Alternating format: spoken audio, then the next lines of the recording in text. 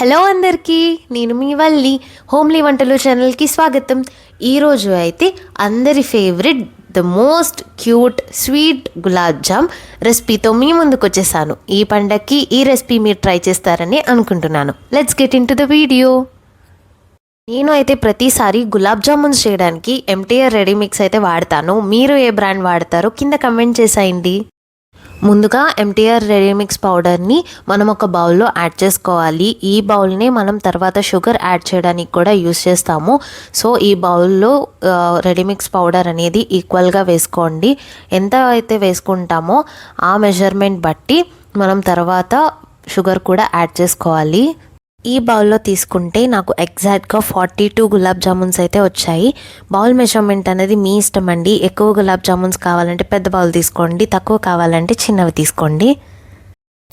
మనం ఇప్పుడు పిండి కలుపుకోవడానికి మిల్క్ యాడ్ చేసుకోవాలి. గుర్తుపెట్టుకోండి, మిల్క్ అనేది చాలా అంటే చాలా చల్లగా ఉండాలండి. అలా అయితేనే మనకి గులాబ్ జామున్ సాఫ్ట్గా వస్తాయి.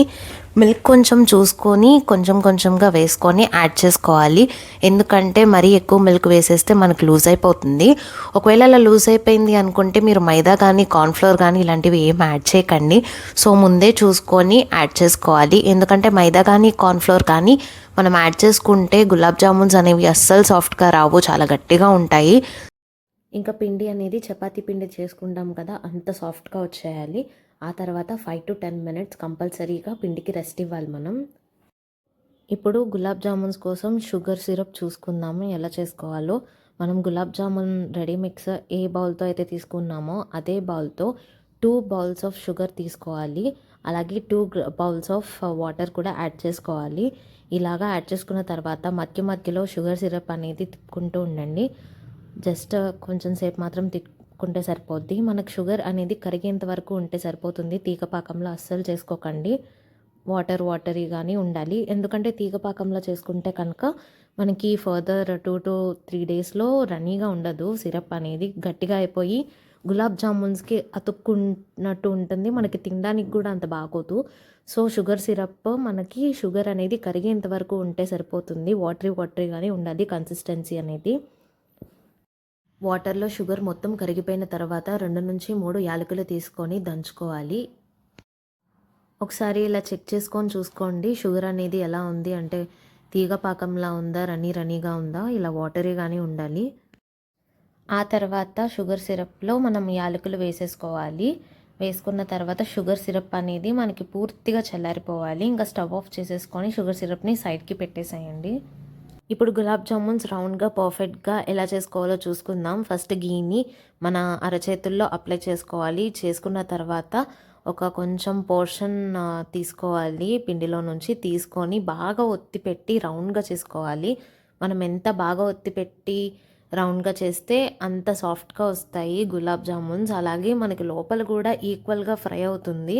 బయట కలర్ వచ్చేసి లోపల పిండిగా ఉండిపోవడం జరగకుండా లోపల కూడా మనకి ఈక్వల్గా ఫ్రై అవుతాయి. సో మీకు ఎంత వీలైతే అంత బాగా ఒత్తిపెట్టి చేసుకోండి. గులాబ్ జామున్లు అన్నీ చేసుకునే లోపు మనం పక్కన ఆయిల్ హీట్ చేసుకోవాలి. ఒక ప్యాన్లో ఆయిల్ హీట్ అయ్యాక ముందుగా చేసి పెట్టుకున్న గులాబ్ జామున్స్ మనం హీట్ అయిన ఆయిల్లో విడివిడిగా దూరంగా ఒకదానికి ఒకటి అతుక్కోకుండా జాగ్రత్తగా వేసుకోవాలి.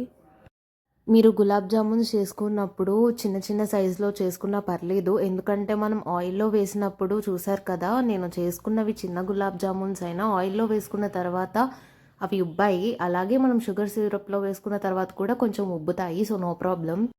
మనం గులాబ్ జామున్స్ చేసుకునేటప్పుడు చిన్న సైజులో చేసుకోవడమే బెటర్ అండి. ఎందుకంటే పెద్ద సైజులో చేసుకుంటే కనుక మనం డీప్ ఫ్రై చేసేటప్పుడు అవి ఇంకా పెద్దగా అయ్యి క్రాక్స్ వచ్చే పాసిబిలిటీస్ ఎక్కువ ఉంటాయి.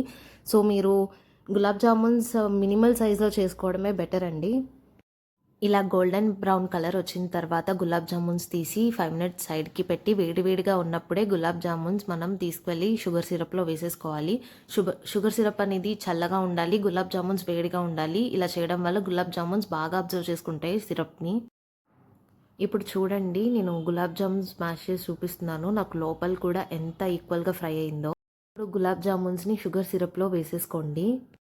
ఇలా వేసుకున్న తర్వాత మనం ఫ్రిడ్జ్లో ఒక గంట సేపు ఉంచుకొని తర్వాత హ్యాపీగా తీసుకొని తినేయడమే. బయటికి తీసిన తర్వాత చూపిస్తున్నాను, చూసారా ఎంత సాఫ్ట్గా వచ్చిందో. స్వీట్ అండ్ టేస్ట్ అయితే పర్ఫెక్ట్గా వచ్చింది. ఈ రెసిపీ మీకు నచ్చిందని అనుకుంటున్నాను. ఒకవేళ నచ్చితే please like, share and subscribe to my channel. See you in another video. Bye.